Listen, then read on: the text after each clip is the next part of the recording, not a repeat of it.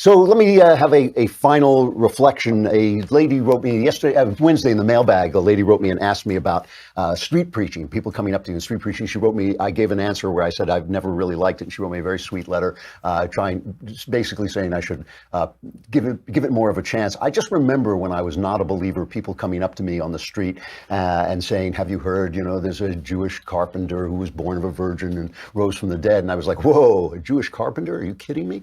I thought, back up, white man. I don't believe in that. But it never affected me. I feel the same way about Christian movies. I know people like them and they're fine with me. They're not bad, but they're a little bit like pornography.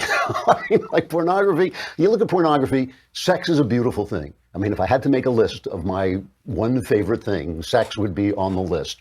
But pornography is better, right? Because in pornography, the woman can look like anything you want. She'll do anything you want. You say to her, well, you know what? My thing is I like to butcher women and eat their body parts. And she's like, okay, and she'll never show up with a baby either, which is great. It's a lot less expensive.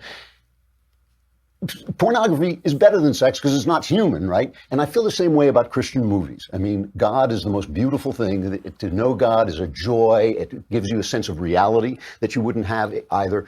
But Christian movies are better. They're better than God. In Christian movies, a guy converts, he accepts Jesus, gets hit by a car. He's lying dead in the street. His body is lying there, and everybody's happy because he's going to heaven because he found Jesus. And I'm like, excuse me, he's dead. The guy is dead. His children are orphans. His wife's a widow. He's dead. But they're going, hallelujah, he found Jesus. So I just think, it's a lot more powerful. It's a lot more powerful when you talk about real life, when you talk about the pain that people have, when you talk about the fact that life is tragic and there's lots of evil in the world and there's lots of things we don't understand and why a good God would let these things happen. I know no more than all the great philosophers who have wrestled with these problems through time.